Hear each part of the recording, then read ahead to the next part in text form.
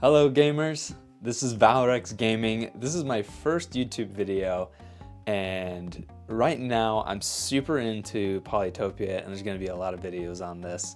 And I felt that it was incredibly important to go over the brand new update. It's at least in beta right now for Polytopia. At least some things are available right now, right away, and that is the Forgotten Aquarion Skin, which is an absolutely incredible reskin for the Aquarion tribe. It's nice that they've been getting a lot of love being the original special tribe for Aquarion, and boy did they really outdo themselves. They went really hard with the Midnight Elryion skin, but wow did they change a lot of units for this one. Having like this Kraken looking unit for the jellies, a toad instead of a crab. It's pretty fitting because it's all very swampy theme. Let's see what it says. And this is, we'll get into the beta patch stuff, but looks like they're from the deep Ritiki marshlands. A lone Aquarion outpost lost contact with the Empire underneath the waves long ago. I read all of this earlier, but basically the original concept behind Aquarion is that they were developed separate from all of the other tribes, and so that's why they have all of this watery, fishy tech. And these guys are taking it a step further by developing far away from even the Aquarion themselves, which is why they have squids. The base warrior is just going to be called straight up a squid.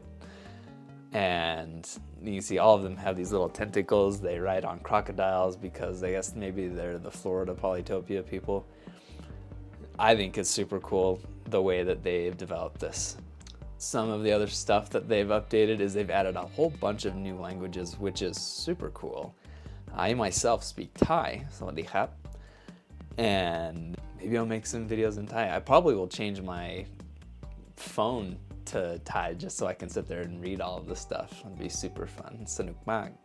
The other stuff that's in beta that may or may not be released to the wider audience are these updates that they made to Aquarion. And I do think that a lot of these were needed because Aquarion was kind of a slow tribe, and it's a great rework. It's fun to have new stuff to do, but it still didn't make them as competitively viable, especially on the water against things like rammers and scouts, and even bombers that could outrange a lot of stuff. But rammers are pretty dominant on the water.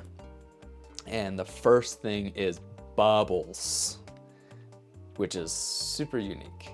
They put it where roads would go, which totally makes sense, and got rid of atolls in that tech and moved it over to aquaculture, which at least makes that a more viable technology. You'd want to get that one. But let's see. These bubbles are unlocked in waterways, and they'll form around an amphibious unit automatically when they move into flooded terrain. So it's got to be on flooded terrain. It's not going to be on water. So if you pop your bubble on water and you still want your speed boost, you need to pull back to a flooded tile.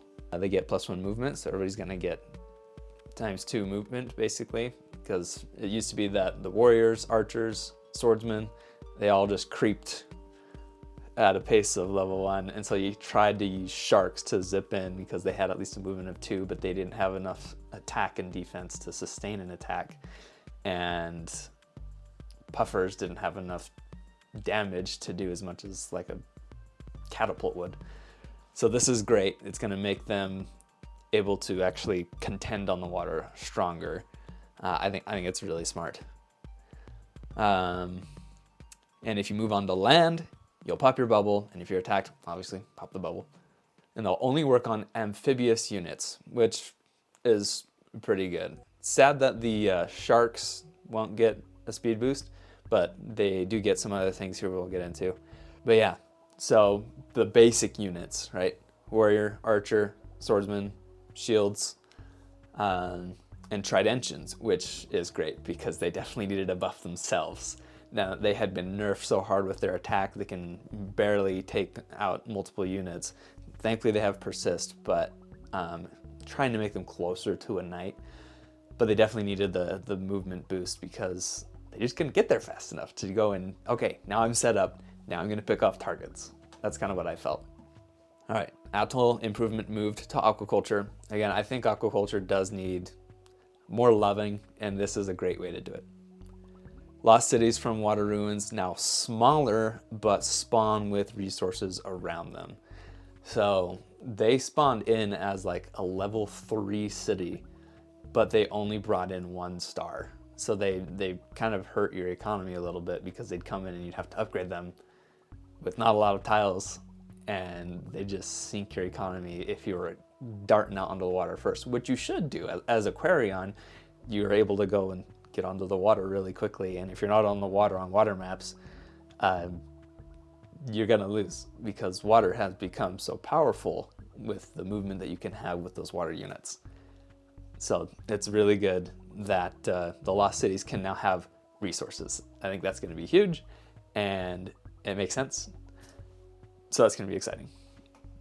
Crab defense reduced from 5 to 4. That's a big bummer. I know that other YouTubers like Polychamps, eSpark, and Gully really liked the higher defense because it used to be that crabs just were totally outmatched when they were on normal land because they just moved so slow. And at least when they boosted them up to 5, they felt much better when it came to being able to contend with other standard tribes, especially Barter and Imperius. So now we're going backwards to 4. So that means the stats now is attack 4, defense 4, whereas a giant is attack 5, defense 4. Hopefully crabs can still maneuver as quickly, and that's kind of been the other really big spot for them, is that they can attack and then move again, so they can move pretty quickly.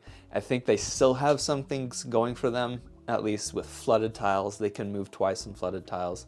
So right off the bat, they can move pretty quickly without having to use roads, which is pretty useful. But personally, I really liked the tankiness of defense 5. I thought they were fantastic. It did elevate them to be the best super unit in the game, but I didn't use them so much for just all-out assaults. I put them in key positions that said, all right, you have to attack me because I'm right here, and relied on their defense to really soak people up.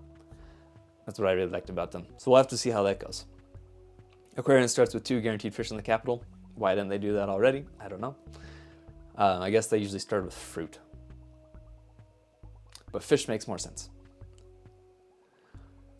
Shark attack increased from 3 to 3.5. Good. Sharks definitely needed a little more lemon because, again, we've talked about it, they didn't really have the ability to sustain. So now that normal units can move quicker and retain a front line, at least shark attacks now can be the ones that dart in and do a lot of damage. I think that's going to be a good benefit. It makes sharks a little more useful, a little more enticing to actually use. Jelly attack increased from 0 to 2. That makes sense. So far that you have to move them like a Juggernaut and only do AoE damage as they splash around. But if you want to actually do an actual attack, hey, they can do an actual attack. Because if you sit there and you just lock down a bunch of things and you don't want them to move because you don't want to yield any extra territory, sure, they can attack, and now they can at least siege into a city, which is going to be really useful. And if multiple tentacles on one tile, strongest will now always do the attack. Perfect. Okay, and that is all for this rework. So I will be getting this skin. It's super cool, and I can't wait to show it off. And some ultimately pretty promising changes. The only one I'm bummed about is the crab, but hopefully it's all for the better. Again, I love this game. I think Midjiwan is awesome. I think he's good at listening to the community as well. That's why he does these balance changes, because we say something and he listens. So, awesome. That's all for today though. I wanted to get this video out really fast, and I'm going to be making more content. So go ahead and subscribe so you can learn more about this wonderful game of Polytopia. And please let me know any questions in the comments, because hopefully I can make out a whole bunch of content and answer all your questions as quickly as possible. So thanks, and we'll talk to you later.